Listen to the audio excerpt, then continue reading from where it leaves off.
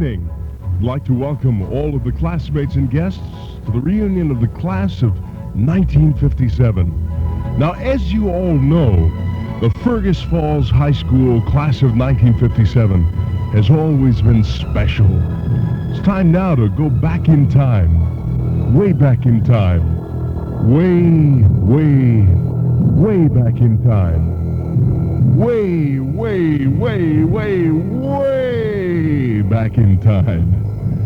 As the calendar flips backwards, we see, as if in answer to your wishes, hair resprouting, stomachs flattening as if by magic, chins begin to tighten, some disappear altogether. Phrases like, I have a headache, or I have to get up early tomorrow, or the kids are still awake, fade into the distance. Let's go way back to 1956, the beginning of your last year with the old maroon and gold. Back to the year they invented the ballpoint pen, back before Vietnam, before Kennedy, Johnson, and Watergate. Back when hair was short, ties were narrow, and the skirts were long. Back to Fergus Falls High School. Class of 1957. This was your year. Well, it's one for the money, two for the show, three to get ready. Now go, cat, go, but don't you step on my blue suede shoe. Well, you can do anything but take me over my blue suede shoe. As you came to high school that September day in 1956, you never realized that so soon it would be all over. The usual noise and activity echoed in the halls. Especially the noise came from Mr. Enquist's classes, and more news from Carla McKelkey's English class, or Ethel Hughes-Baby's steno class. Before the year was over, Don Walseth and Al Spranger would test the patience of Mr. Engen with their not-so-successful chemistry experimenting. In the fall of 1956, not every home had a television. Those that did were easy to spot with the huge antennas that your parents were buying, so that TV from Fargo could be clear and bright and black and white. Deals. Are you tired of watching television on a small, postage stamp size screen? Are you? What are you watching right now? 7-inch? 10-inch? 12-inch? How would you like to see bigger-than-life 16-inch television, a brand new 1957 Muntz TV? Call Muntz right now for a free home demonstration of brand new 1957 model in your living room this very day, without cost, without obligation. Tonight, fight night. When the guy asks, what'll you have? Make sure you say a Muntz TV right now. Call the number. Bum, ba-bum, bum. Bum, ba-bum, bum, bum. When the TV went on, you were watching the great TV shows like I Love Lucy and Dragnet, and finding out you were ahead in a Ford all the way. Of course, you were finding out that you didn't get very far in a Chevy either. There must have been some reason why you drove up and down Lincoln Avenue.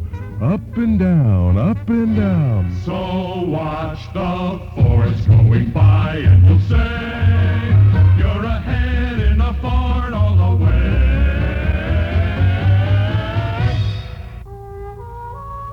The teachers during your last year at Fergus Falls High School were waiting to give you the knowledge that you would need in the future. People like Joe Formick, Faye Jensen, and Miss Haskell, good old Vera. She kept you working.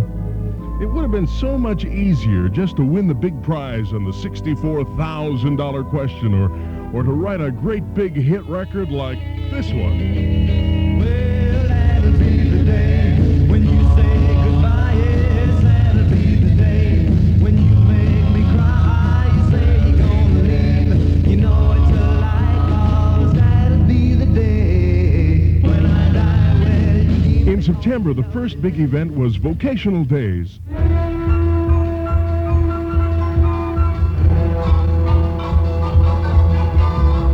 There were Jack Morrison and Dayton Sobey at Arneson and Larson, and Werner Schreiber worked at Stemsrud and Emerson Drugstore, and And Louise Stanghelle, she was teaching in a grade school. But football season was upon us.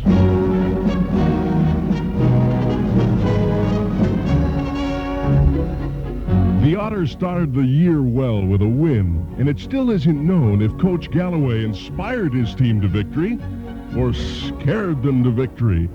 The season was going to be a good one. It was going to be a great one. You even beat Moorhead 13-6. Mark Keywell got the kick in the face in that game.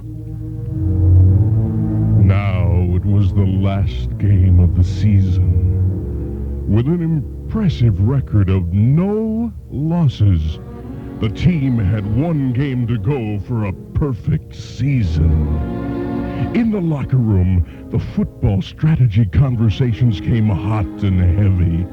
Jack and Chuck, co-captains, were there leading those important locker room planning sessions. Did you see that Priscilla Anderson? Well, what about Sharon Hansen? Sandra Slayton. The sweater of Mary Del Olson. Elaine Fry. All right, you men, get out there and win.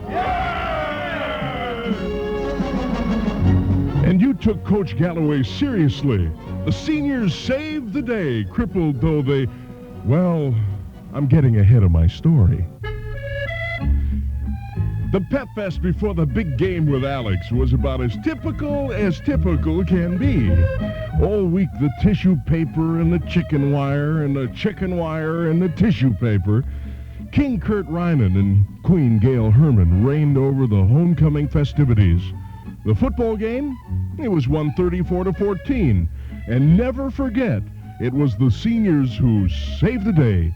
A perfect 8-0 season. Honeycomb, honeycomb. Well, it's a darn good life, and it's kind of funny how the Lord made the bee, and the bee made the honey, and the honeybee looking for a home. And they called it a honeycomb, and they roamed the world, and they gathered all of the honeycomb in the one sweet fall, and the honeycomb. Ronald Reagan was host of General Electric Theater back then. Ike had just been elected to a second term along with somebody named Richard. And the Snakes came to Fergus Falls High School. Ancha Schmalbrook, she let a python slither around her neck. The girls screamed, the boys acted cool. Or maybe on second thought, it was the boys who screamed and the girls who acted cool. But then it was time for basketball. And here comes Fergus. If the great football season hadn't been enough, the basketball season was frosting on the cake. Fergus won 26, lost 1, and went to the state. The fans were riding to the games on buses and in cars and singing those inspirational maroon and gold pep songs. Like this biggie. 96 bottles of beer on the wall, 96 bottles of beer. Take one down and pass it around. 95 bottles of beer on the wall, 95 bottles of beer on the wall. In the locker room at State, seniors Chuck Weiss, Kurt Ryman, John Rosengren, Ed Oman, and Don Walseth discussed basketball strategy. At halftime, Coach Baglin gave them a rousing talk, and the team was ready to settle down to serious business. Did you see Janine Blagstead? Hey, what about the sweater on Joyce Moon? Gail Herman. Kate Peterson, Ba-ba. All right, you men, let's go! You lost to Roosevelt, but returned with the third-place trophy anyway. Now the year settled into the daily grind. It was 1957. Janine, Jonathan, Kathy, Sandra, Priscilla, Carmen, and John were busy working on the senior play, The Curious Savage. Some people were smoking cigarettes in the washrooms. Now, it wouldn't have been so bad not being able to smoke, except the smoke from the teacher's lounge just about drove everybody crazy. Of course, some of you never missed the smoking in school since you were all down at Skogmo's having a cherry Coke and a burger and a cigarette. A Big Mac will just never even come close. In the wrestling locker room, co-captains Archie Philly, Dave Mobratton, along with Roger Schrader, David Rund. The talk is hot and heavy as the team discusses the strategy. You see that Kate Peterson? Well, what about the sweater on Leanne Bergstrom? How about that Susie Galloway? Hey, Grace Thompson! Pat Nunn, Nancy Edlin. All right, you men, get out there and win! Fergus captured the district wrestling title for the first time that year. Not bad. And some of you were beginning to get spring fever. But don't worry, the A&W would be open soon. Don Walseth's Chevy had that big back seat. A lot of good it ever did Don. Forey Dahl's Green Merc was a nice car, and did Kathy Hartle ever make a mistake on a test?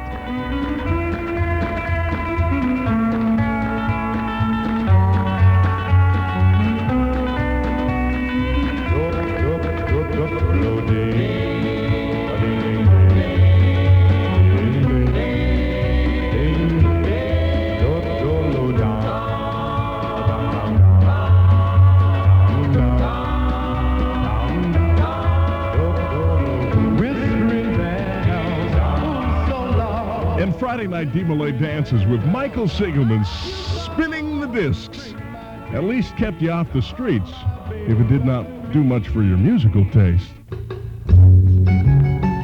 John Hamlin starred in the thespian group's 3-act drama called Dino. Swanee Allgard got hives from Noxema, and then Sharon Hansen, Ann Johnson, Susie Galloway, Pat Nunn, Sandy Slayton dressed up in men's clothes for a quick trip to the corner bar. They claimed it was for a joke at a slumber party, but you never know. Now it was time for spring sports. The Fergus basketball team, coached by Mr. Hermes, had an 8-2-1 record. Not bad. And in the locker room, the baseball strategy session was in full swing. Hey, did you see Tootie Heinel? How about the sweater on Leanne Bergstrom? What about Sandra Slayton? Elaine Fry! All right, you men, get out there and fight!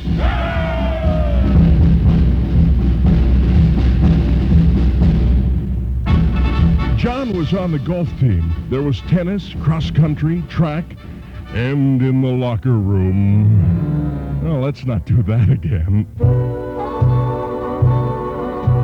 The prom turned out to be the social event of the season.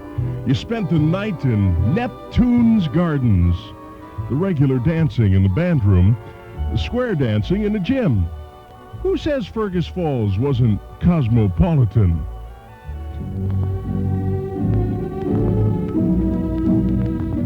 So now it was time to officially graduate. It was time to say goodbye to Fergus Falls High School. Time to say goodbye to all the teachers, the coaches, the janitors, the cooks. Sometimes you even had to say goodbye to some friends. Well, some of you did. Vern and Priscilla didn't. Betty and Roland didn't. Artis and Doug and Victor and Jan and Sharon and David and Daryl and Marlis and Sandra and Forrest didn't. Maybe you got a lot further in that Chevy than we ever thought. Well, anyway, it was that day in June in Fergus Falls in 1957 when you officially became members of the graduating class of 1957.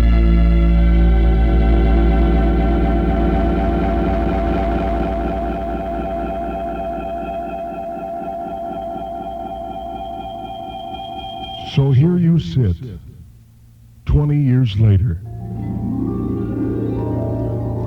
As you sit here tonight, you can't help looking at one another, the fellow members of your class of 1957 from Fergus Falls High School. And I suppose you can't help thinking that you must look better than they do.